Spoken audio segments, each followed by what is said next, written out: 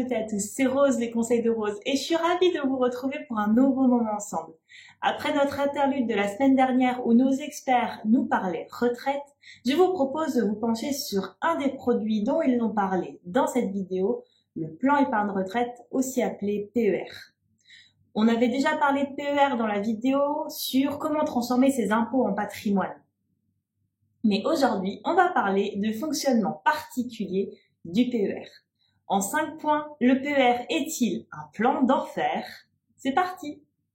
Alors, point numéro 1, le fonctionnement. Le plan épargne retraite, comme on le connaît aujourd'hui, a été créé en 2019 par la loi Pacte.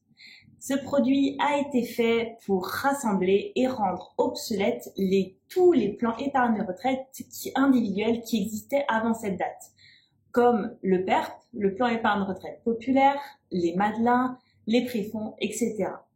Le PER permet d'épargner, mais aussi de transférer ces anciens plans déjà existants sur un seul produit d'épargne, donc ce fameux PER. Il existe 2 types de PER, les PER de type assurance vie et les PER de type compte-titres. Mais bon, ça, c'est en théorie.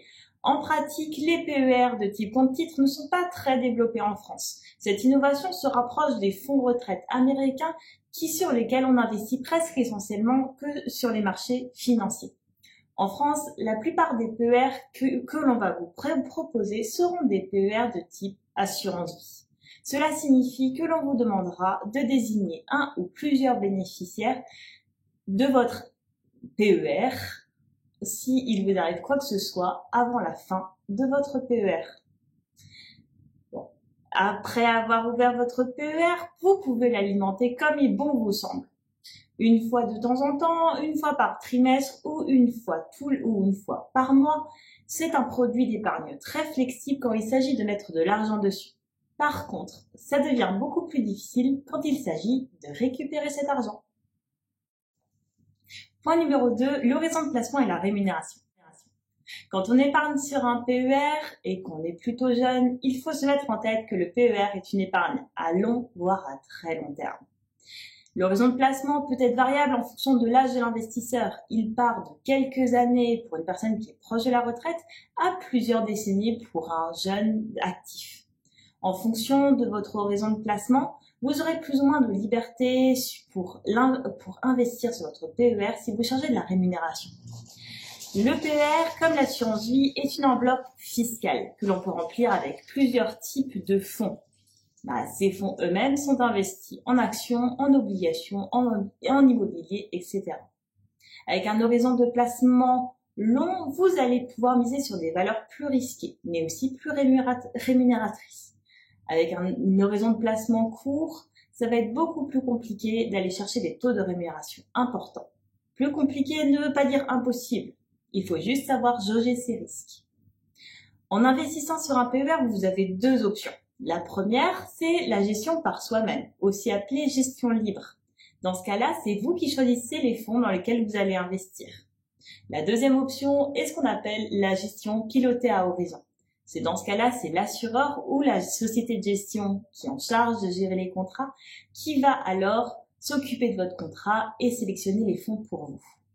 Le fait qu'elle soit pilotée à horizon fait que votre assurance vie est sécurisée au fur et à mesure en fonction de votre avancée dans le temps et vers l'âge de la retraite.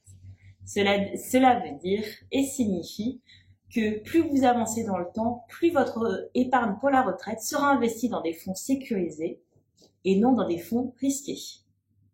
Dans les 2 cas, la rémunération que vous allez avoir sur votre PER dépend entièrement des fonds dans lesquels vous avez investi votre argent.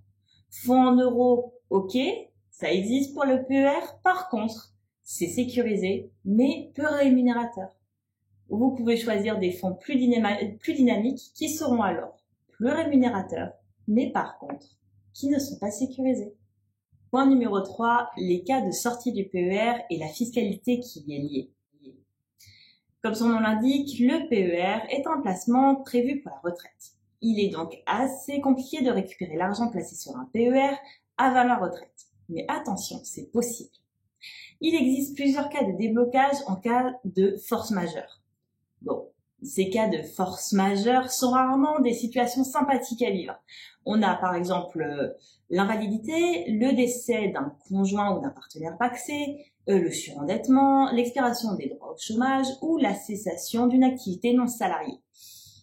Bon, dans ce genre de cas, récupérer l'argent que vous avez sur votre PER n'est peut-être pas une priorité, mais ça peut être quand même très utile. Étant donné la nécessité que vous avez de récupérer cet argent lors de ces cas de force majeure, l'État ne prélèvera pas d'impôt sur l'argent que vous allez sortir de votre PER. Seules les plus-values que vous avez faites sur votre PER seront prélevées des prélèvements sociaux de 17,2%. Un autre cas de déblocage anticipé est accepté sur le PER. C'est l'achat de sa résidence principale. C'est une grande nouveauté de la loi Pacte par rapport au PERP qu'on connaissait avant.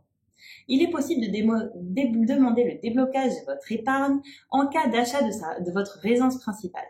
Toutefois, ce déblocage ne se fait pas comme ça. L'assureur qui s'occupe de votre PER va vous demander de prouver que vous achetez bien votre résidence principale. Et dans ce cas-là, le banquier est clairement votre ami. Attention, si vous décidez de récupérer l'argent que vous avez mis sur votre PER en cas d'achat de votre résidence principale, la fiscalité vous attend au tournant. Toutes les plus-values que vous avez faites sur votre PER seront imposées à 30%, 12,8% d'imposition et 17,2% de prélèvements sociaux. Et tout le capital que vous avez versé sur votre PER sera imposé à l'impôt sur le revenu. Cela signifie que tout l'argent débloqué sera considéré comme un revenu supplémentaire l'année de son déblocage et pourra alors provoquer une augmentation de vos impôts. Bon, sauf si vous avez indiqué à l'assureur que les primes que vous avez versées au fil des ans ne sont pas déductibles des impôts. Dans ce cas-là, le capital pourra être sorti et exonéré d'impôt sur le revenu. Toute cette fiscalité que je vous ai expliquée pour la résidence principale s'applique également au moment de la retraite. Point numéro 4, les déductions fiscales associées au PER. C'est l'une des parties les plus intéressantes du PER. Attention, écoutez bien.